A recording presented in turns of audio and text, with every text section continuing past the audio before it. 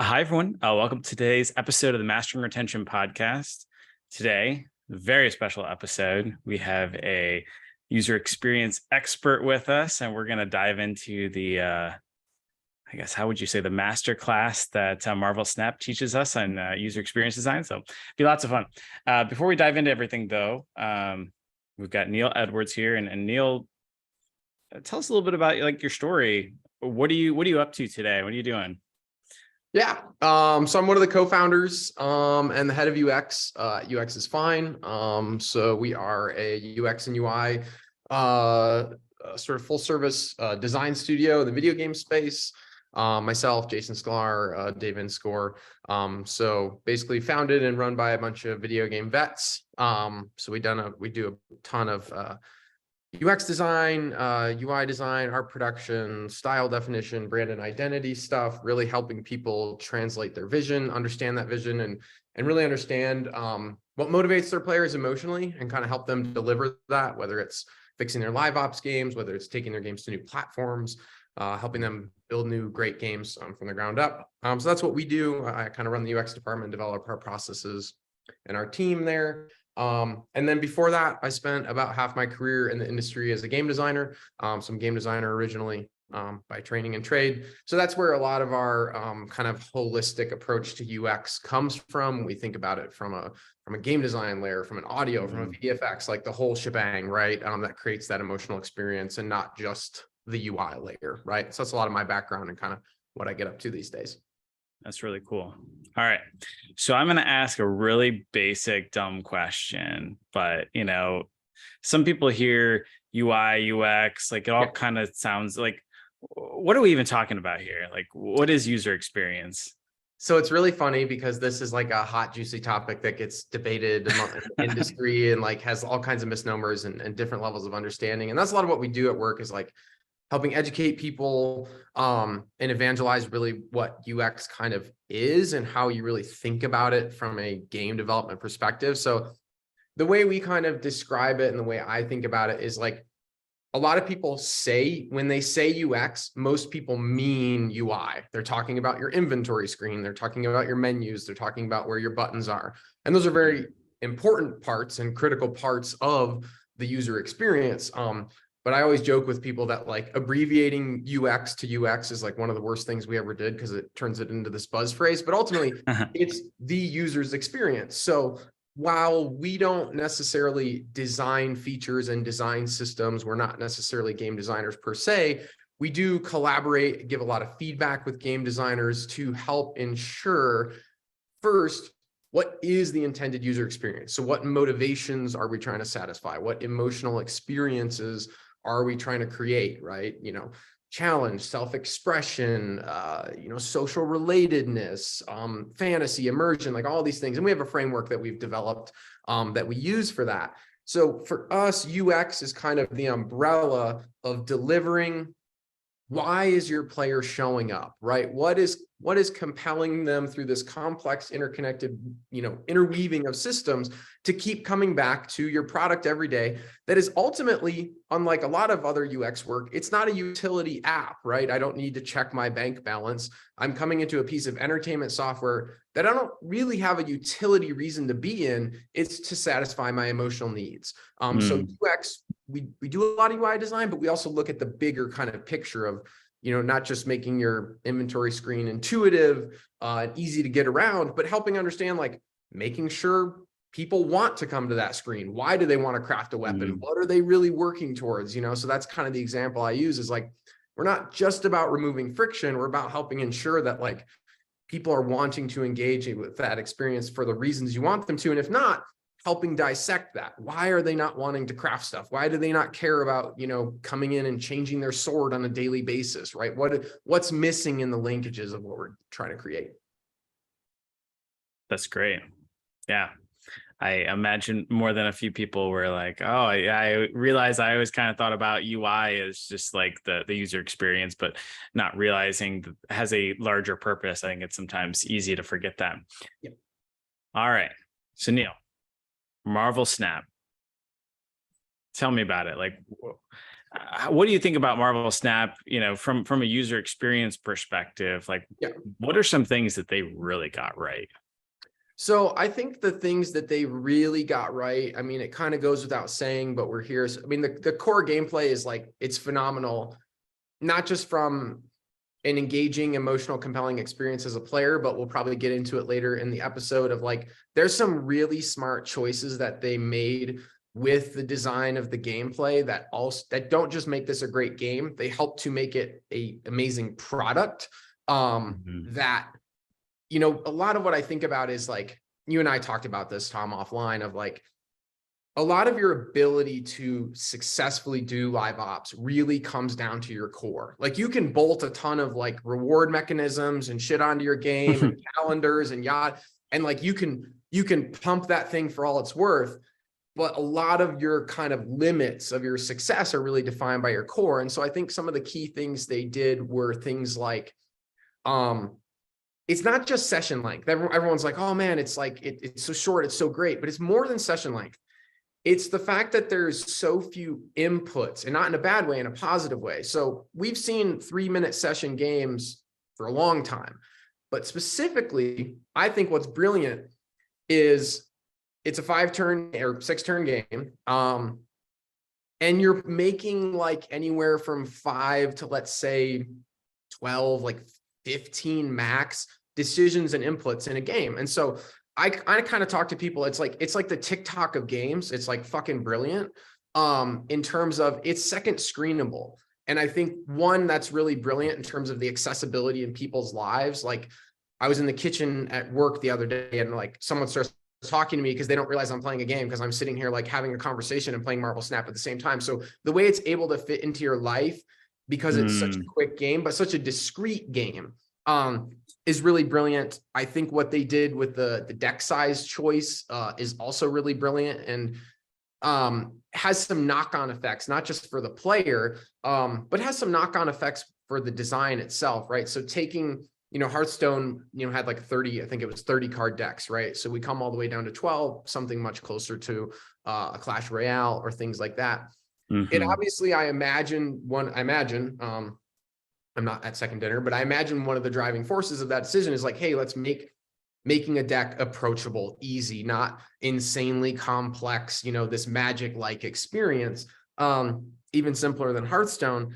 But also one of the knock-on effects of that I think is kind of a beautiful product thing is, and we'll probably talk about this more, is the small deck size. There's still a ton of possibility space there, but what it does is it makes making new decks easier, not just because the number of cards, but because it's easier, and by the nature of the mechanics, it's easier to see the impacts of your choices play out as a player, right? With such a small deck and so few turns and so few moving parts, though a big amount of depth, it's way quicker and easier to get feedback when you make a deck, because it's not like, oh, I have a 40 card deck, I only saw half the deck in the game, so I'm having to play game over game over game to like see if this thing is working and kind of see it play out. So I don't know if that was totally intentional or like a beautiful knock on, but I think those are some knock-on effects of some of those choices. I'll pause here for Eric because I could go on about a lot of the brilliant little design choices that they made. Oh, the one last thing I won't pause for Eric for that we'll also get into is the snap mechanic itself. One is like wildly engaging, and it's easy to be like, oh man, the game's so fun, it's so compelling. Snap creates these cool emotional moments, but I think that matters so much from a product perspective, because a lot of things that I talk about with clients is like, people play, they stay, and they pay when their emotional motivations are being satisfied. And so part of what I think is brilliant about great product and great game design is designing for those emotional hooks. And there is not a better hook I can recently think of, those emotionally potent moments, where I just had one right before this. I was almost late to this call because I'm sitting here playing Marvel Snap. Someone snaps on you, and this is just one anecdote. Someone snaps on you, and then they don't realize kind of your strategy, and you snap back on them, and you just mop the floor with them. And it's just this really rich emotional moment. Or you have the downsides, right? A lot of devs are afraid to design for frustration, or they're afraid, especially in mobile casual free to play, they're afraid to let their players be mad or get frustrated or lose or have kind of down moments. But I always like the lows define the highs, and those hooks, man, they stick in you and they keep you coming back. And the last thing I'll say before I promise, and I actually do take it back, is they create really strong shareable moments, right? So I'll text my friends and I'm like, I text someone the other day and I was like, F Enchantress, because I just like, someone just totally thwarted me with this one card. And it just creates these really unique shareable moments that build the virality of the game, not just as a gaming experience, but as a product. And it's, again, it's what keeps it and puts it in the zeitgeist. It's what creates material on Twitter and shit like that. And again, the design choices you make in your core can make your job in live ops easier or harder, right? Another interesting thing with Marvel Snap is they're basically able to stack the Fatui because of how they design their core gameplay. Now, the core gameplay might have entirely been an accident, but the fact that both players are playing cards simultaneously, they can basically, in that early stage of the game, they can figure out what percent do I want this player to win and lose, and they can make choices as the AI to ensure that there's the right outcome for the players to like really optimize that first time user experience. Again, getting back to how often do I want them to win? Do I want them to feel that loss because I want them to keep going or whatnot? So very, very cool. It's funny. I hadn't thought about that, but yeah, that's actually really clever. Yeah. I don't know how many other games could actually get away with doing that, but if you can, awesome. Absolutely.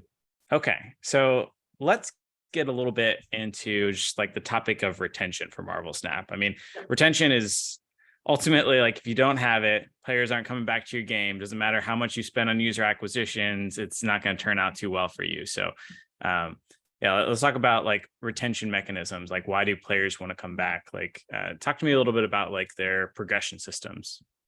Yeah, so I think, and I think this is where the game actually has room to grow. And if you look at their roadmap, you see some exciting stuff coming up that's kind of being teased.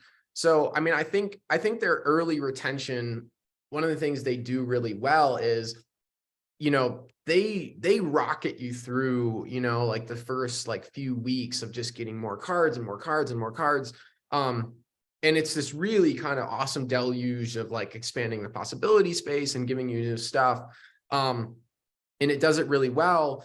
I think one of the areas where, at least anecdotally for me and some of my other game developer friends I've talked to, I think one of the areas where the game has like a bit of a risk is kind of getting stuck in the early game, and how long that early game can kind of last sometimes. So I think one of the key, I think one of the key, and this is not like some huge insight, I think most CCGs and things like that, competitive games, one of the keys to this game's like long-term retention is getting players to that point of friction or providing them things that move them around the box, right? I actually think that if you're not getting players trying new decks, seeing new strategies, hitting some of those walls, they can churn out. And I've actually talked to a decent handful of people where they're like, oh my gosh, this is so fun. And they burn super bright on it. And from ranks about 1 to 30, they're winning a bunch and it's fun, but then it kind of loses its luster because there's nothing that in those early ranks, you're kind of playing against a bunch of other new players. And if you kind of have a decent grasp of the game, there's nothing that's kind of, you're not losing enough. There's nothing, you're not seeing new strategies, there's nothing forcing you to do different things. So albeit very fun and you're winning, you start to feel like you're playing the same game. And I actually churned out of the game. I actually was like, man, this is so great, da, da, da. And I went like super hard on it. And then I felt like I was playing the same game over and over again. So I churned out and then I came back. And some of this is just an interesting timing thing when you think about users and their lives and how things can kind of coincide. I came back right after like another season reset, and I had seen that I had reset and I'd gone down a bunch of ranks, which they do for smart reasons. I totally get it. You hit skill equilibrium and then people go up and down and up and down. And they sit in the same place and they churn out, right? So I get why they do that. But then I was like, oh shit. I was like, damn, I got to play through all the scrubs again. This is going to take forever. And I instantly quit. And then I came back. And this is one of the things, like, it doesn't seem like a retention mechanic, but I'm going to kind of argue that it is a retention mechanic. This is like the multi-classed brilliance of the snap mechanic specifically, because I'm a risk averse player. Even though I was like having a lot of success, I just didn't really use the snap mechanic. I just didn't like the idea of like risking my points, even though I was always winning. I don't know what it is. I just psychologically, I'm not a big risk taker person. But I came back and a lot of my friends were talking about the snap mechanic, how awesome it was, and they were using it. And so I started using it. And then I was like, F it. I mean, I'm just trouncing all these people. So I'm just going to snap every single game. I'm just going to snap every single game, no matter what cards I have. And so I did that. And what it allowed, and why I think this is a brilliant, what I would argue is retention mechanic, is it allowed me to speed through ranks 1 through 30 and find that resistance point where I needed to build new decks. It allowed me to do that in like 2 or 3 days. And it had taken me multiple weeks before.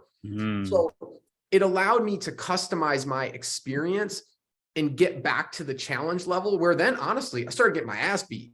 And then I was like, I need to change some things. And then I saw people using new cards and new strategies. And then that is really what's pulled me into the game, is actually seeing what I think of as like, this is the true Marvel Snap experience. This is when you're like off the bunny hill and you're starting to see the matrix and you're like, oh man, like, you know, like Infinite, you know, like Infinite decks. Like I just kept getting ruined by these and I would just rage. And then I was like, well, if you can't beat them, join them. And I got that card. And then and then I sort of used that as a nugget and started building. So it's a long-winded answer, but to me, one of the biggest retention mechanics is getting players to the point where they are seeing different strategies and they're making different decks and like that is, I think, at the heart of a lot of the retention this game's going to have.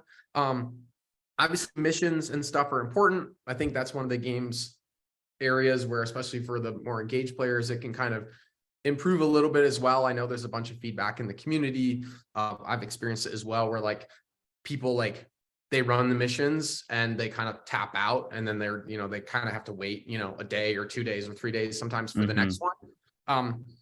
And again, it's easy to be like, well, damn it, just play the game. It's fun, you know, but there's a ton of you and I talked about this. There's a ton of psychological research that says when you give someone an extrinsic reward, doesn't matter how fun the thing that they're doing, they'll stop doing it when you take the reward away. Right.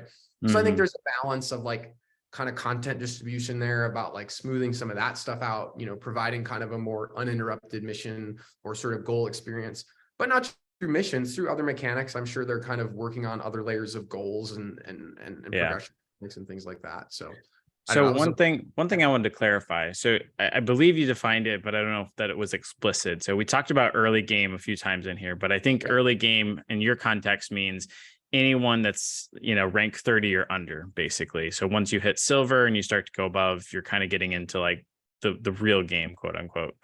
Yeah. And yeah, so it's, I'm using like loose definitions of early game, obviously, but I think part of the reason is like, unlike a lot of mobile games where it's a marching forward progression, and once you leave the early game, you never go back, you kind of do, because of the season reset and the focus and snap. So you can actually kind of get trapped in the early game.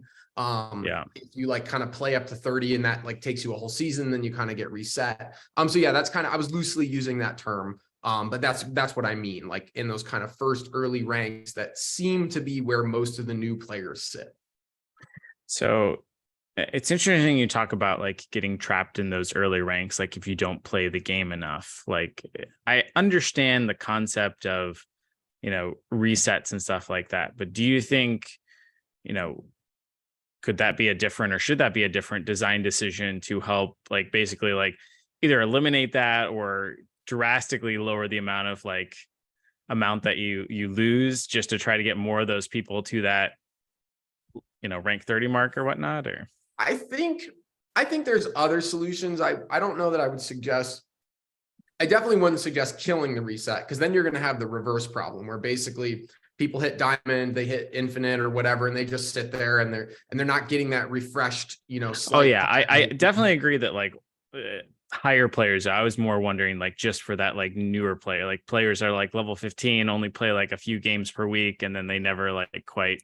I think there is something to be said actually with maybe a more dynamic reset, like maybe the reset. And again, this is armchair design off the cuff, right? So it's super high quality stuff. But I think there is something to be said for potentially starting the reset like at 20 or at 30. Like if you're less than 20 or less than 30, you don't actually reset, or there's a bottom cap to it. That's one solution that I think is potentially viable. A part of it is also though, like some of it I think is and there may be more elegant ways to do it with getting people into the snap mechanic, because I think that has a ton of benefits. And I would actually argue, I would love to see the KPIs, like what are the KPIs on players in this game that use the snap mechanic versus don't? Because I would argue, I'd be willing to bet they're meaningfully different. And I could be, and there's lots of different reasons for that. And that's complete conjecture hypothesis. But that's kind of one of the things is like, I feel like if it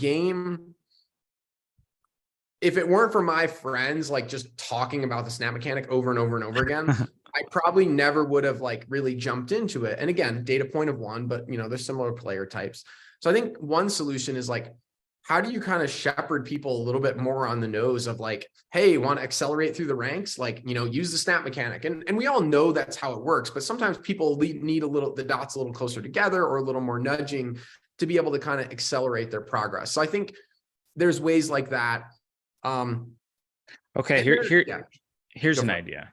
Okay, so I was actually going to ask you, so you talked about missions like frequently running out, especially for highly engaged players. So I was going to start to ask you about the concept of personalized player missions that like better take of like, hey, if this player plays 300 matches a day, maybe their matches and their goals and stuff should better match like their 300 games a day. And if this person plays 3, maybe that should better match there.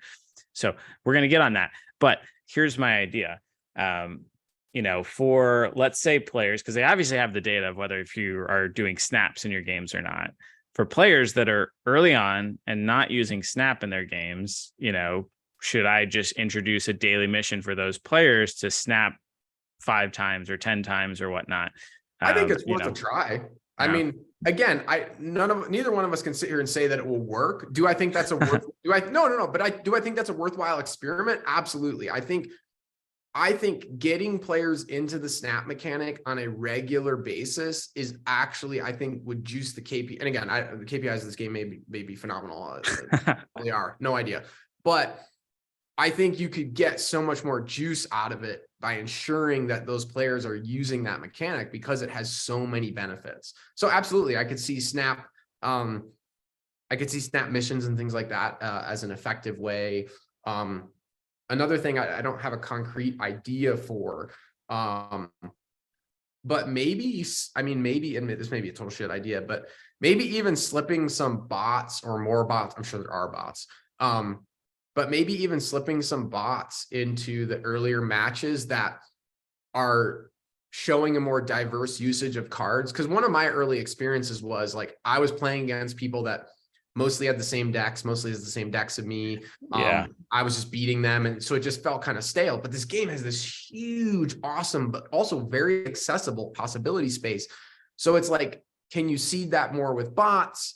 The missions where it's like, hey, win with this card as an early player, that's pretty cumbersome. Like it is a way to try to get people to see more possibilities. But the problem with that is like, you just go throw that card in your deck. You're not really sure how to build around it and build a strategy versus when you see someone play you with that strategy, you're like, and they've got all the stuff in their deck. You're like, they did Moon Girl Devil Dino. F me, I'm going to go do that. Because that was awesome. And I just got destroyed by it. So finding ways, whether it's through bots, whether it's through missions, for people to be able to see that content sooner, I think that's just puts them on this conveyor belt to the moon, because then it just becomes like this next level engaging experience. So building and trying decks is like a key part of it or something, in a game like this. Do you think that having a way to, okay, so if I just got trounced by this deck, I didn't actually see probably all the deck because they didn't probably go through all of it.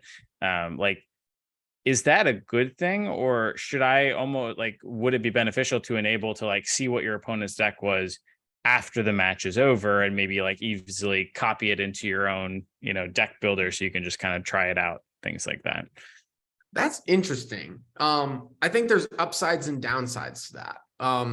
I think the upsides are getting people into new strategies more quickly and easily, and maybe lowering some friction there of the barrier to entry. And they actually do have a really clever deck sharing thing, not you can't see, but your friends like to copy paste codes and just paste it right in and make a deck. Like that's actually really goddamn clever. Yep.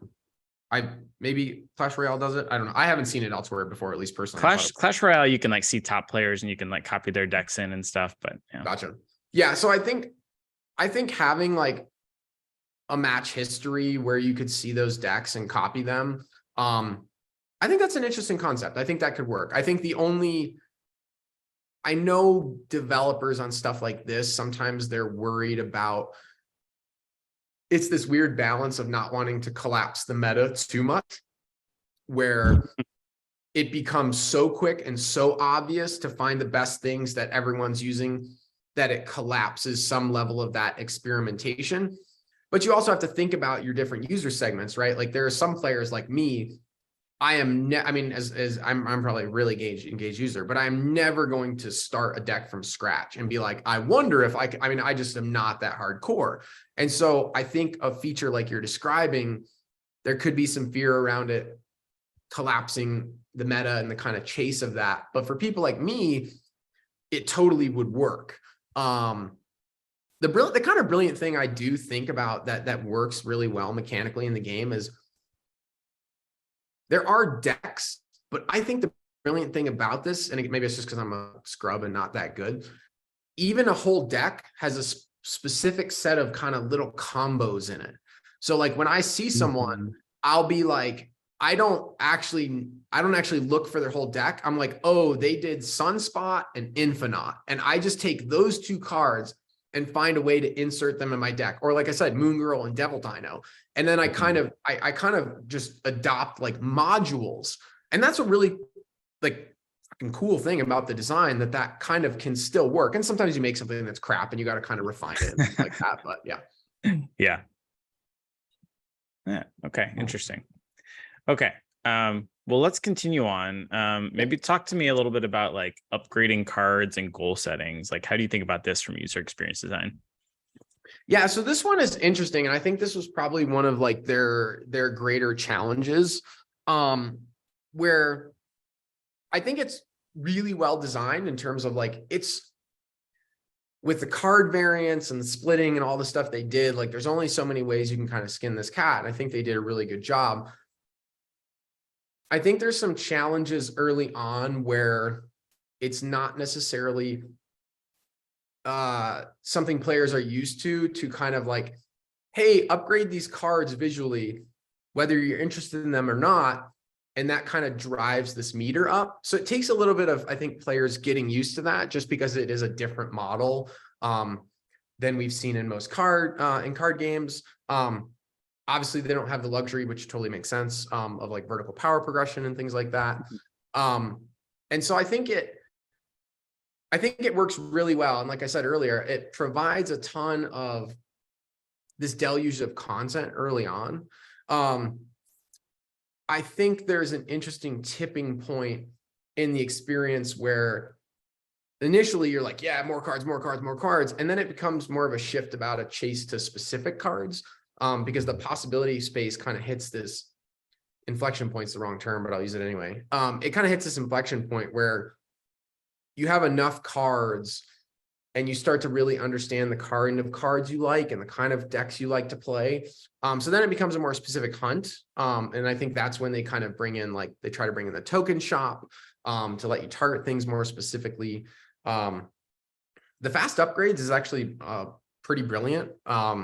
To kind of give you that kind of comeback opportunity several times a day, not just for cards you specifically want.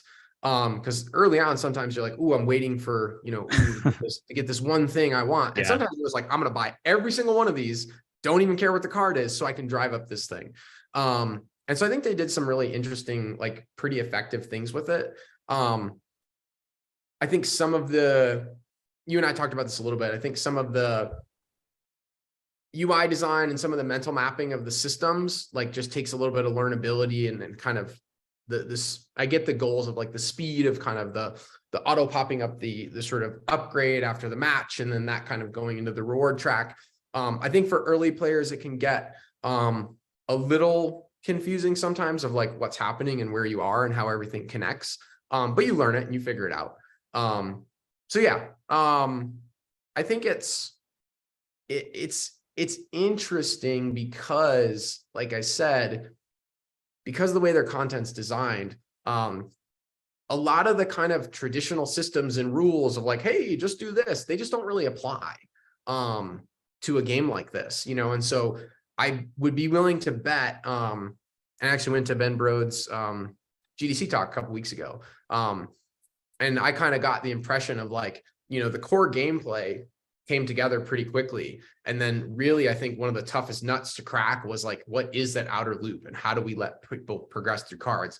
And given this game, you know, doesn't have all the same trappings as everything else, to its benefit, it becomes quite a challenge. And I think in talking to some other people that follow the development pretty closely, I think they changed it pretty significantly multiple times along the way, even pretty close to launch. And I totally get why. It's a hard thing to figure out. I think the splitting thing they did has its challenges, but I think is pretty damn clever as well, where you hit infinite and then you split. And it kind of gives you that second goal and kind of set of prestige. And I will say, this isn't squarely aimed at your question, but I do think content design really matters. I think the sheer beauty of the cards and the difference in the levels and how they were able to create like a pretty meaningfully tiering throughout the cards, I'm sure was a hell of a challenge, but I think is really, really to the game's benefit. It was so cool, like when I was first like upgrading it and it started to be like 3D and stuff. Yeah. Oh yeah, and I mean some of the juice that they put in the game with the effects and stuff, like it makes it really feel those cosmetics more worthwhile, right? You get that kind of premium feel, which I think really, you know, adds to the sort of the value to users, the you know, the compulsion to monetize, things like that. Do you think that there's an opportunity for them? So I'm thinking about like League of Legends now, who, you know, has all these, like early on they had skins, but Yeah. like as they got better, their skins just got like more and more awesome. Like now the abilities start to change. Now we're featuring it like when you're loading up the game, you can see your skin, like really all about like showing off the skin and stuff. And so, you know, the only thing better than just like dominating a match, playing your favorite champion and just, you know, kind of cleaning up is doing it while wearing a really, really sick skin.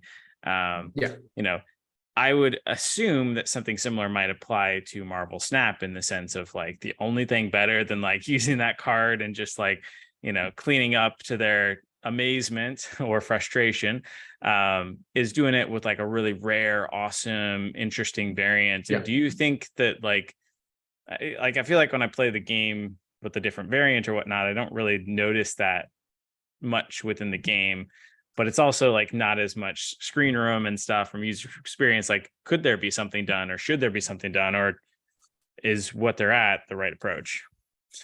I think there's something to be said for that. Like, I do think that just given the constraints of you've got a vertical orientation game, you've got a 3-lane card game, which is technically what 2, 4, 6 cards wide.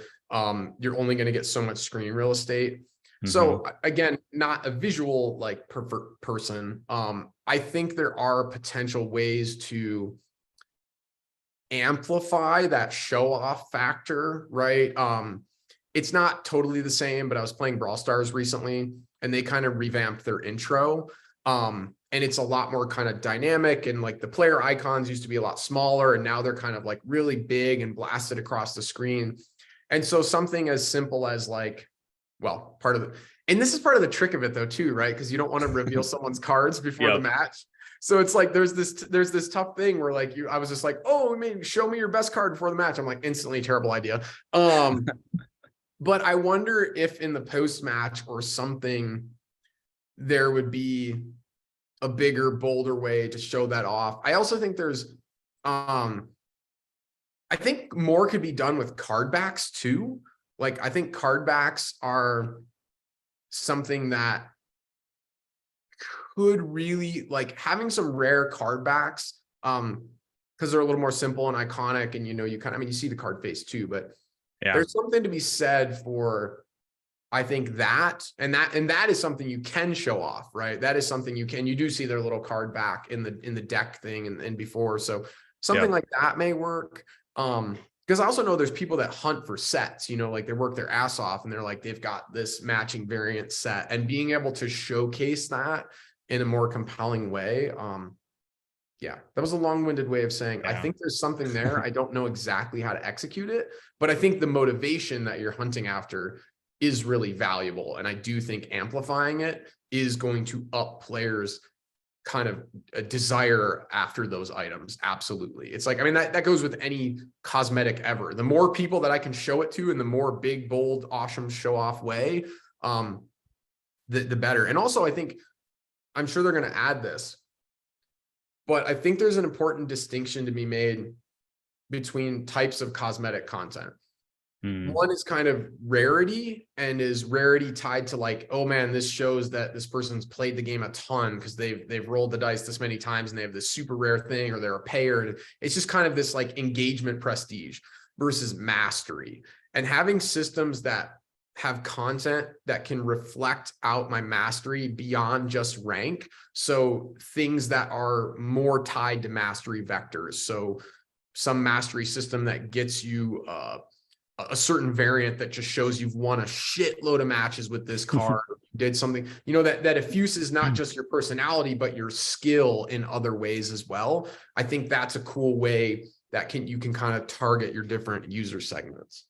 I think World of Warcraft does that really well. Like, they've got some like mounts and stuff that like you've got to drop like 100,000 gold on, and you see the players just sitting on that in the city, and you're just like, how did you possibly get this much money to like just drop on like a mount or something? And then you also have those mounts that are like, you had to win tier 1, whatever, do this thing at a super high level. Like, wow, this player must be just like incredible at PvP or PvE or like whatever. Absolutely. And then they also have the rarity ones too. Like, wow, they got super lucky, or they ran, whatever dungeon like 1,000 times to get that like 0.5% drop rate or whatever. So interesting stuff there. Okay, so just being cognizant of such good stuff. Let's maybe jump down and talk about monetization a little bit. Like, Marvel Snap has been praised for monetization and then like massively criticized for monetization on the other side. So I'm curious, from a user experience perspective, what's your thoughts on their monetization design? Yeah, so I think it's easy to criticize it in terms of, again, it's a very different game. And so a lot of games are going to sell you power, and they're just going to sell you like something that's very cheap for them to sell you.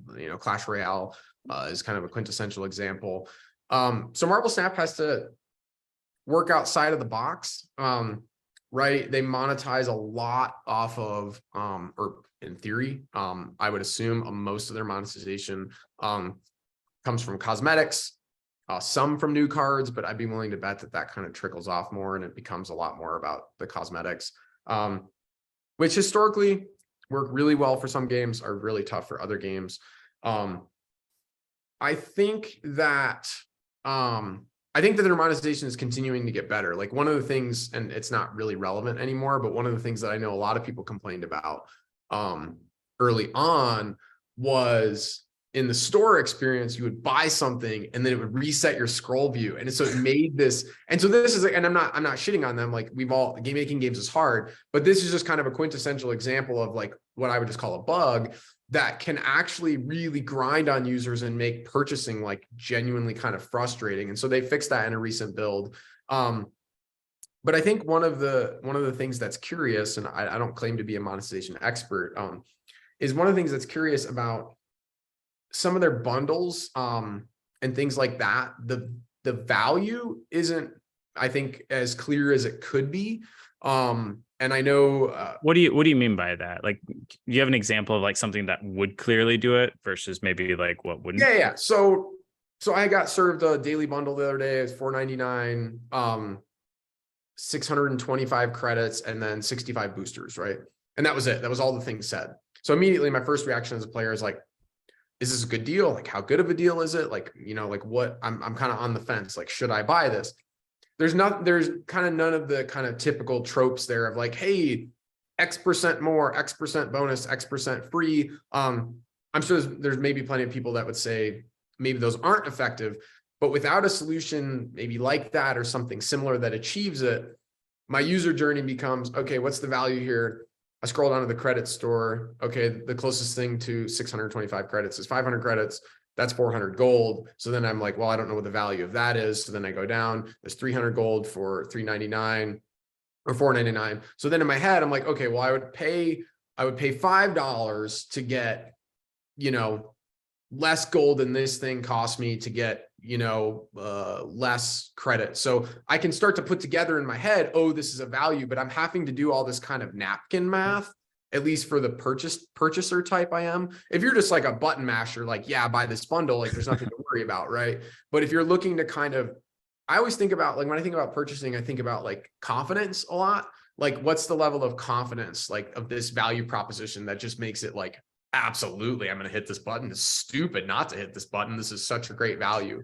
So here's a question. So like, I recognize the like discount modifiers can be helpful in too, but like, would it better clarify the message or like why you would buy this if I see those 65 boosters, but at the top it says, take whatever card to infinity, and it happens to be the number of boosters you need to like finally level up to like split the card or whatever, like tying it to a goal that the player is actually maybe working towards or whatnot. Yeah. So you beat me to that, because I saw, I don't remember his name, but one of your other folks at UserWise had that post the other day that's very much on this topic of like, don't necessarily tell them the thing you're selling, tell them the thing that they're looking for, right? And so I think what you're saying is ultimately what people are buying is not credits. They're buying progress, right? You're selling them max this card out, right? So I do think some type of tagline as an experiment could totally work, because that is what you're selling. That's what speaks to me. And if you can be explicit about it, if it was actually the exact number that it took to max a card, I would be like that. I mean, that right there, it creates a story in my head as a user. This is what I can do with this. This is why I care about this, because otherwise I have to also do math and say, okay, well, how many levels does 625 credits give me? Does it give me affinity? Does it give me ultra? Does it give me whatever? So clarifying that journey and creating a story that's more in line with just a few words to the user's actual motivation, I think is really powerful. Okay. Let's talk a little bit about items and how they're kind of presented within the store. Yeah. So one of the things I think is, and again, this is just tough because we have variants and then we have base cards, right? Mm-hmm. Conceptually, they're not the same thing mechanically, but when you present them, it's kind of difficult to present them as a different thing. So that's one of the challenges I think users have when they're looking at bundles. Sometimes, I remember getting an early bundle and there's like 4 cards on there, and I have to kind of figure out which one is a card and which one is a variant, because I have different values on those things. A card to me is new possibility space, new potential strategy, new potential mastery. Ooh, a new potential deck. Is this a badass card? Like, a card to me is very different than a variant, and I place very different value on it, and also different value based on what that variant is. And so, but I have to kind of do this thing of like, okay, Wolverine, that's going to be a variant because I have Wolverine. Wasp, I don't know if I have Wasp. Is that a new card or is it a new variant? I'm not sure. I would have to go look. And I don't think there's not at least an immediately clear path, if there is one, to kind of figure that out. And I think Battle Pass kind of, has some similar challenges. So I think making those value props clear, I think what's a card, what's a variant, I think, whether you could associate a symbol or an icon with a variant or group those things differently to just make it a little more clear. Because again, you could argue it's just like, well, get stuff they want, but I think again, it's about when you can crisp up that message and hit the player with the motivation. Like when you say new card, I'm like, ooh, like I said, new possibilities. That's a different motivation. And if that can be more crisp, it's easier to remove friction to get me to that point of hitting that button, to kind of purchase, that thing with a bit more confidence and a bit more quickly. That's great. Okay. So I think you've kind of hit on this a little bit, but like, what are some of the systemic constraints that they have within the realm of monetization because of some of the design choices that they've made? Yeah. So, I mean, the biggest one we covered is you can't sell vertical power progression in a game this discrete. And I don't think that's a knock. I would never suggest changing it. It's just a limitation where their content immediately becomes more expensive, because they can't just give you plus 5x, plus 5y. They have to give you something visual, right? And I think that ends up really mattering in your live ops strategy. I know this has doomed some games in the past. I know that they've got some other things coming, like emotes and emojis and stuff like that, but you've got to be able to find a way to find low cost content, or lower cost content than just your primo items. I know we've worked with developers in the past where like they really have struggled because like the only thing they really have to give away is this kind of primo expensive content. I think Snap will find other avenues.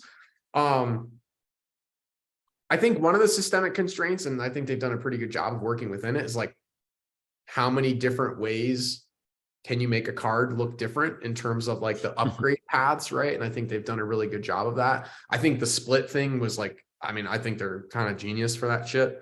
Finding a way to really tap that content to like, the nth degree and really making a single card a pretty deep progression.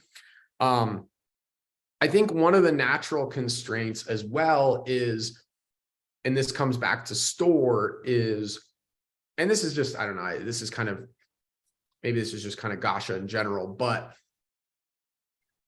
because it's so cosmetic focused and because it's a deck-based game, I assume, could be wrong, there may be maybe a big collector focused segment. I'm not that player type. I'm like, if I'm not going to play at this card, it has no value to me. Like, I don't care. Like, I assign no value to a card that I don't see myself playing. Yep.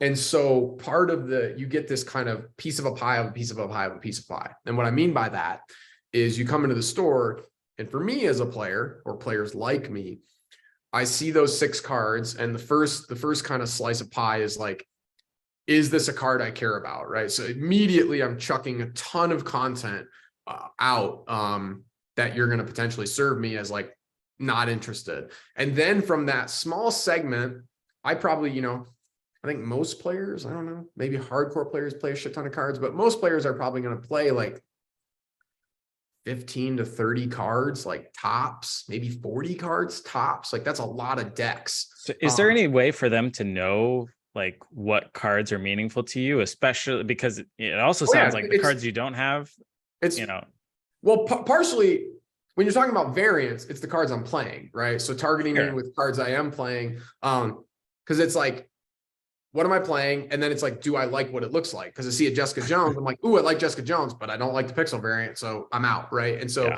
I think there's something to be done for sure, potentially with variants. But you said the cards that aren't variants are actually more valuable to you, right? But like, so it's interesting. They are in the early game, and then I feel like there's this interesting motivational shift where you're like, oh yeah, more cards. It's really exciting. And then you do start to settle to some degree, because at least for me as a player type, some player types are like, they'll just eat that stuff up endlessly. 1, for a collection motivation. 2, because they're the experimenters, they're the explorers. They're like, I'm going to find like every kind of weird combination.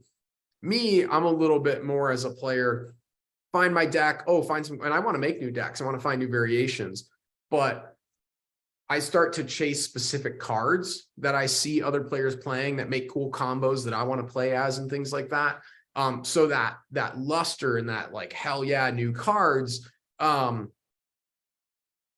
When it's a new mystery card, I will say though, a new mystery card, that has a ton of value because it could be anything. So like if you show me a new card outright and I read it and it's like a discard style card, I don't really like those decks. I don't think I'm smart enough to play them. And so I'm like, eh. But if it's a mystery card, I'm like, this could be anything. This could be something really cool that works into my strategy. So that was a little bit more of what I was speaking to when I say like, hey, new cards, like it represents this question mark that could be new strategy, new decks, all that stuff. That's interesting. Okay, well, keeping an eye on time here, let's talk about engagement. Like, what do you think about their design choices for some of their engagement stuff? I mean, I don't know that it could be much better. I mean, it's the core gameplay. I mean, the core gameplay is wickedly engaging. It's that TikTok thing, right? It's like I can pick it up, I can like second screen it. I mean, I find myself playing this game like while I'm watching TV. I feel like I'm turning into like a Gen Z person. It's like, this is like one of the only things that does that in my life. Well, maybe let me rephrase the question a little bit. So they've made some amazing choices here. What are some like key points of those choices that other developers could maybe take and emulate in their games, which is what they probably want to do, right? Yeah. Some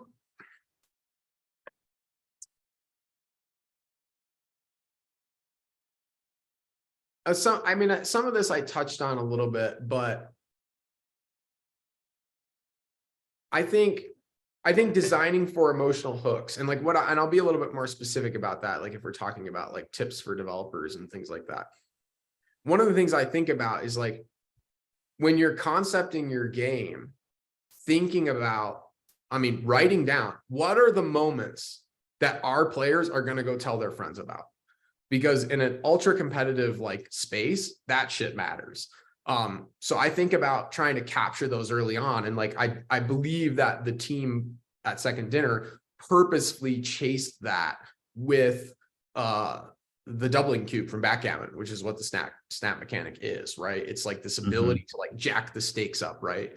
And I'm sure they knew that that's the feeling they're chasing. They're chasing this moment of like, boom, the stakes just got higher, right?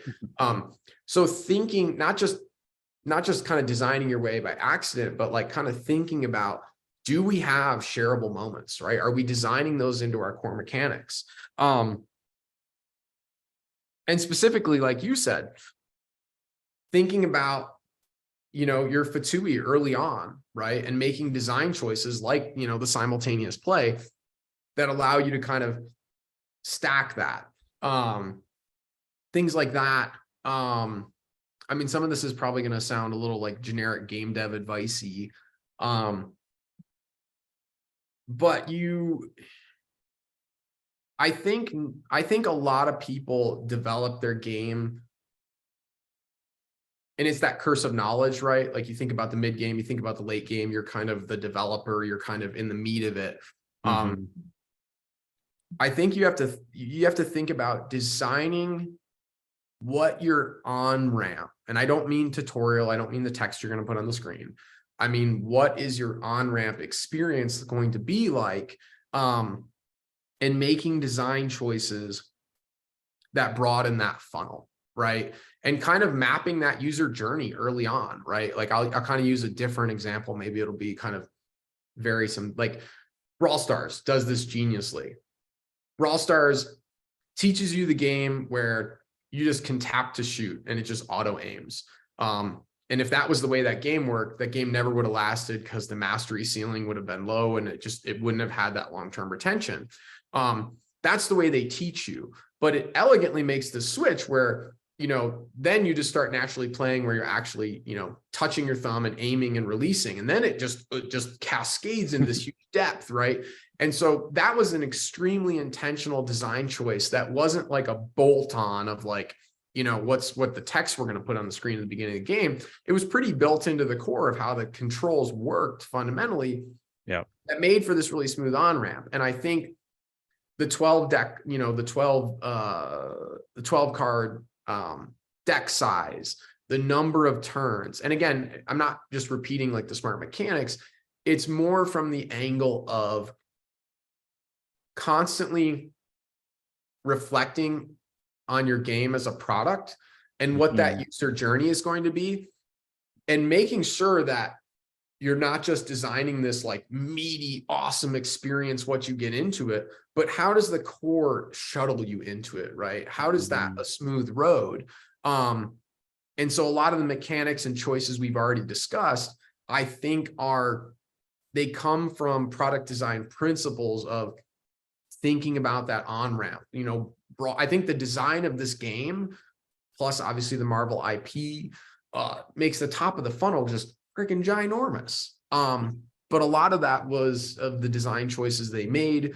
And I think, yeah, the big thing for them will be new modes, new features, social, that kind of stuff. That's the kind of stuff that I think the game is itching for.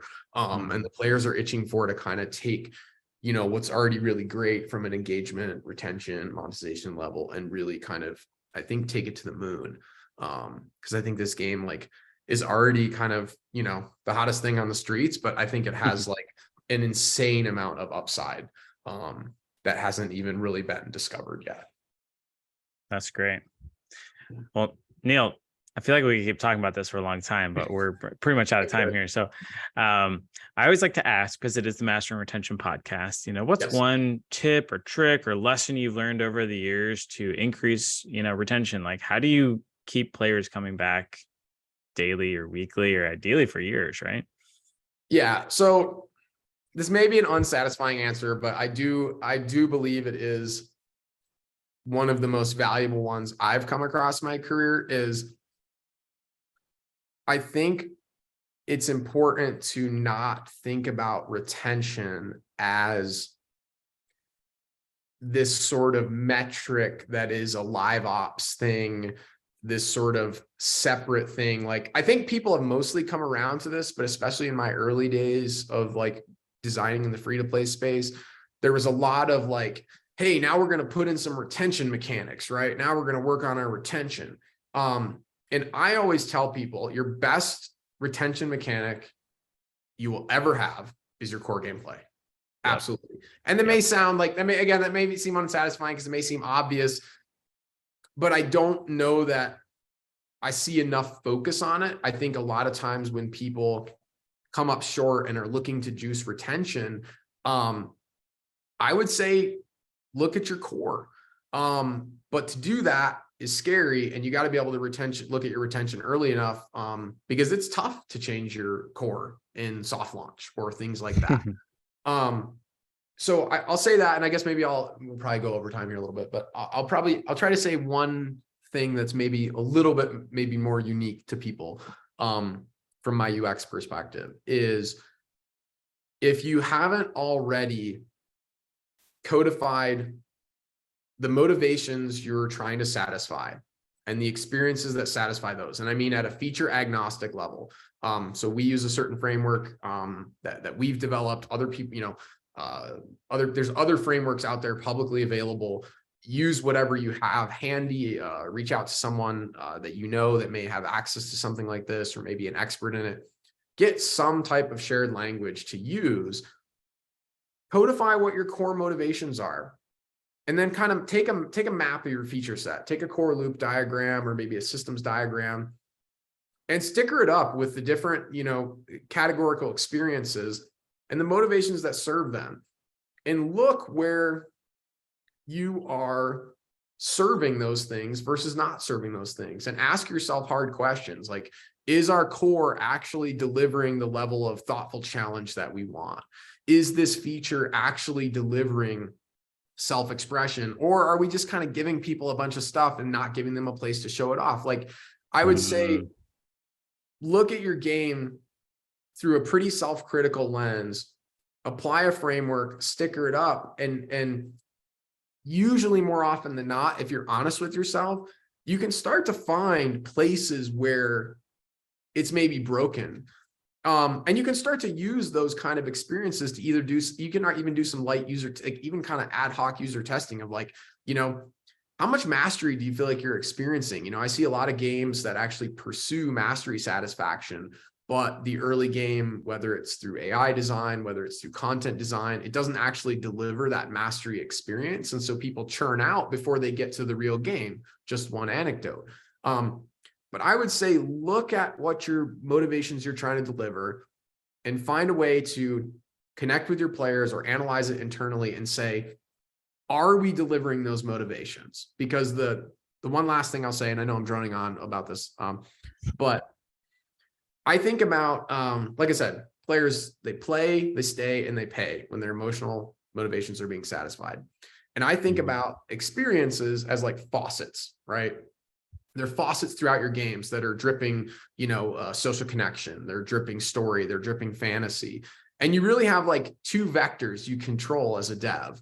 You control the frequency of those faucets. So how often are you getting that hit of thoughtful challenge or mastery? How often are you getting this hit of a sense of fantasy?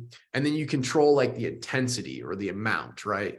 And so I use that metaphor with people, and folks find it helpful of like, because players usually bail out of your game for like one of two conceptual reasons. The frequency is wrong for me, so it's either too much or it's not enough, or the dosage is wrong for me. It's too strong or it's too weak. And that is a lens that isn't like, hey, here's a silver bullet retention tip, but it is kind of a tool set and a framework to think about, hey, maybe our retention isn't where it needs to be. Let's analyze our game through this lens and find where our faucets in terms of experiences are off. And usually you can find them. And then it points you a lot closer to some solutions and what the problem could be more specifically than some of the stuff you see on the surface. That's amazing. I love that. Well, thank Cool. you so much, Neil. If people do, want to get in contact with you or learn, more about UX is Fine or whatnot, like what's the best way to do that? Yeah, they can hit me specifically, neil@uxisfine.com, email me, same with Jason, Dave. You can hit us on LinkedIn. So it's easy to find us there. So hit us up on LinkedIn, email one of us. It's pretty easy to get a hold of us. Cool. All right. Well, thanks so much, man. Awesome. Thanks, Tom. Appreciate you.